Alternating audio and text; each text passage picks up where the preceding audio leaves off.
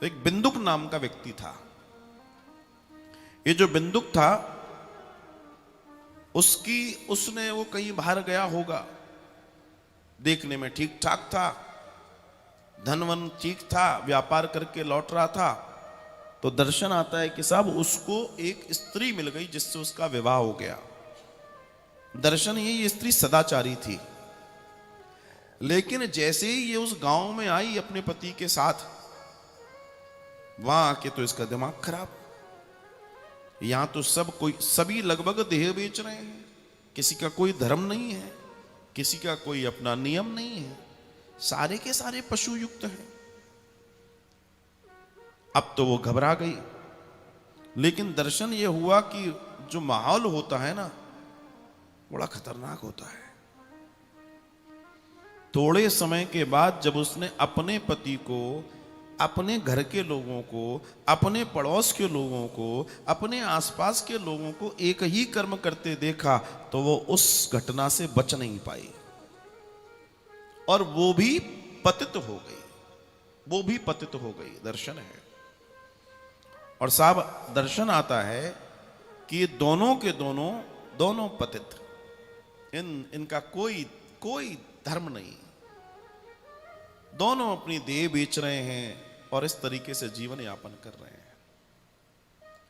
समय आया, एक बार ये बिंदुक बीमार हुआ और मर गया।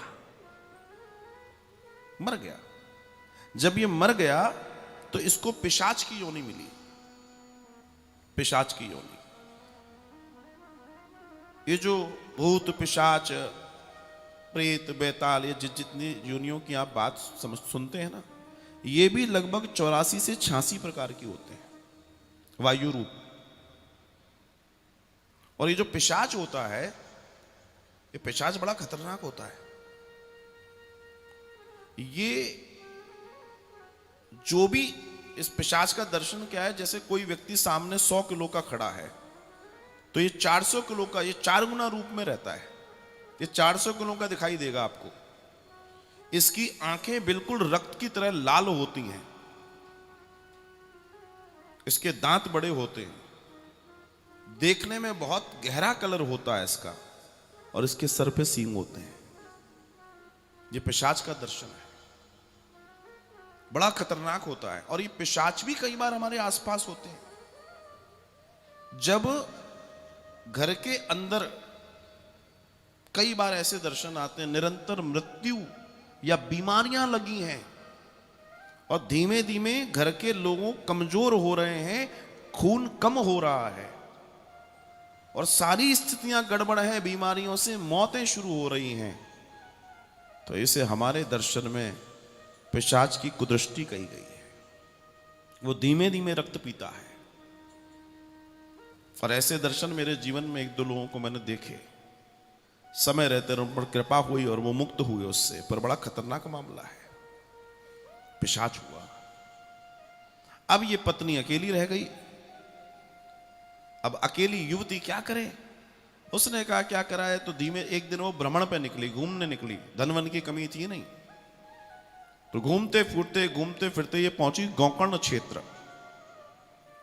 और वहां जाके इसने ऐसे घूम रही है, अभी बड़े दिनों से निकली है, धनवन जितना था लगभग समाप्त। तो इसने देखा एक देव मंदिर। आप कहेंगे इसको भी मंदिर मिल गया? हाँ, प्रश्न हो सकता, होना चाहिए। प्रश्न होता है तो आनंद होता है। महाराज ये तो आज का दर्शन है, वरना प्राचीन भारत में तो हर जगह मंदिर ही मंदिर थे।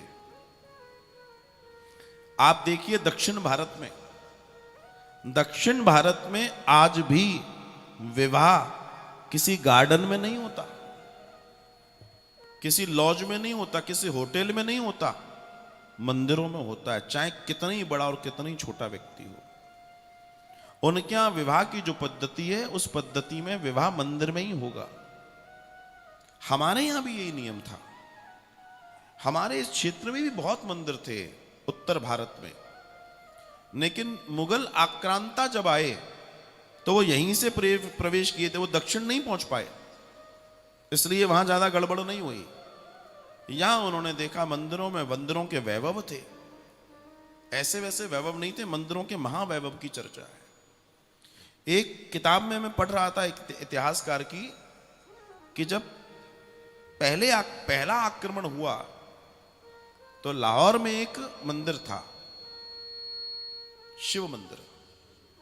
उस मंदिर में पांडव काल से जो लोग चढ़ाते हैं ना, चढ़ावा इकट्ठा था पांडव काल से। अब ऐसे मान लो लगभग 4000 वर्ष, 4000 साल से वहां चढ़ावा, और क्या क्या रहा होगा वो लूट लिया गया। आप कल्पना करो। मेरा कहने का तात्पर्य है कि ऐसी स्थितियां थी और उसे समझना है हमें। तो मंदिरों का बड़ा दर्शन है। तो मंदिर ही थे। व्यक्ति कहां रुकता था? मंदिरों में रुकता था, मंदिरों के पास धर्मशालाओं में रुकता था। उसके पास कोई दर्शन नहीं था। और यही होता था।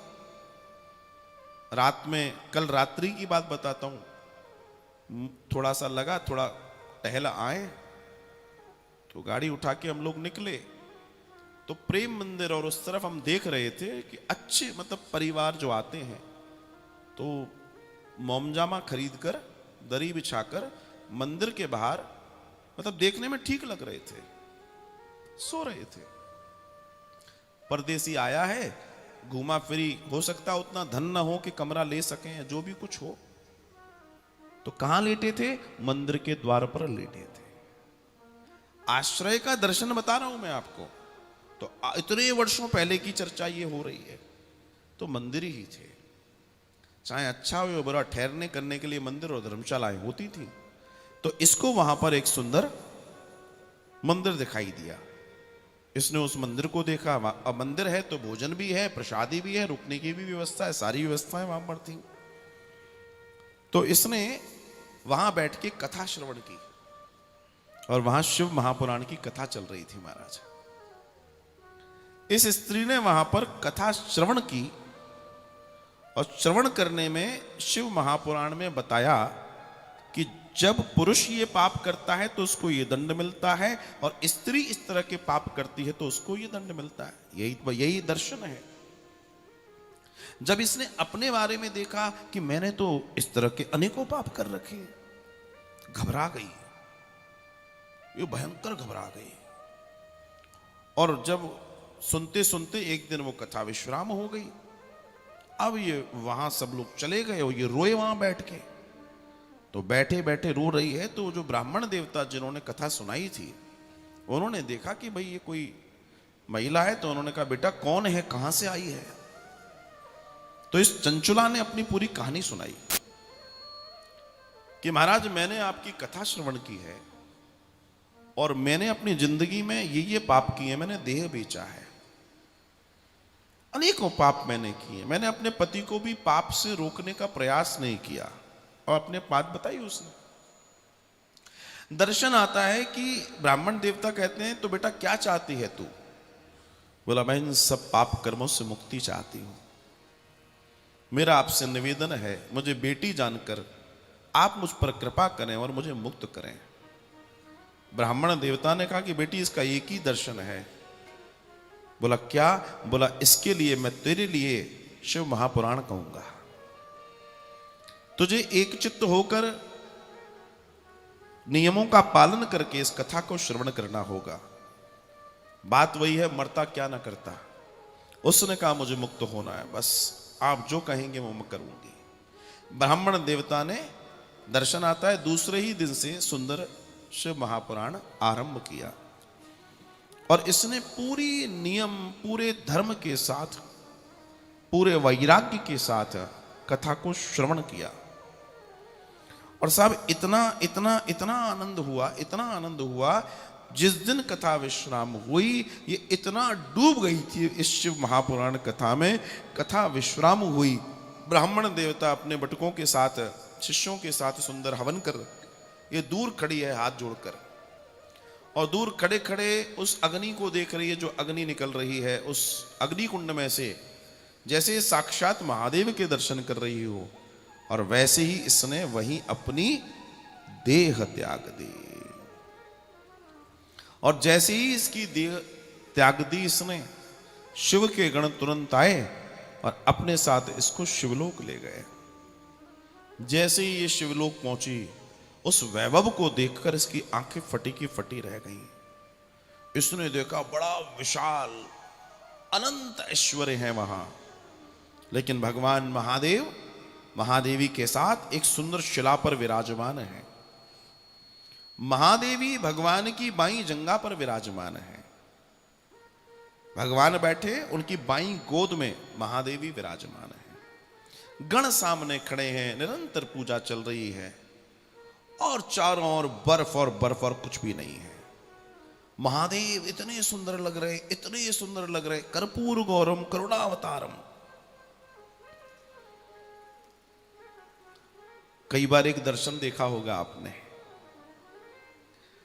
भगवान शिव कर्पूर गौरम है, लेकिन आपको नीले नीले मिलते होंगे, मिलते नीले दिखाई देते।